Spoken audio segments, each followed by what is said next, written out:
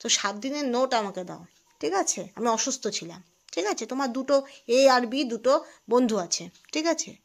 এবার দুটো বন্ধুর কোয়ালিটি দেখো। এ তোমাকে কি করলো, 7 দিনের যত নোটস ছিল, মানে ক্লাসের নোটের কথা বলছি, যত নোট ছিল সব তোমাকে দিয়ে দিল, ঠিক আছে? বি কি করলো, কিছু নোট রেখে দিল না, কিছু নোট সিলেক্টিভভাবে তোমাকে দিল, কিছু আর দিল না। আমি লিখতে পারিনি রে, দিতে পারছি না, বোঝা যাচ্ছে?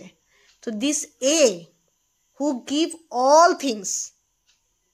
all things, nothing remain, that is called as strong electrolyte. Okay, the friend B which gives something and keeps something are called as weak electrolyte. বোঝা গেল? তো দ্যাট ইজ দ্য থিং।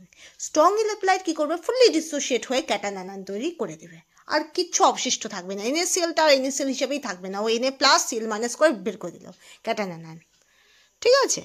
কিন্তু উইকলি ডিসোসিয়েটেড যেটা আছে acetic acid, ও কী করে equilibrium maintain করবে। এই এখন ও অ্যাসিটেট আয়ন আর H+ তৈরি করছে, আবার এদিকে ও কিছুটা আনডিসোসিয়েটেড অবস্থায়ও আছে, ঠিক আছে?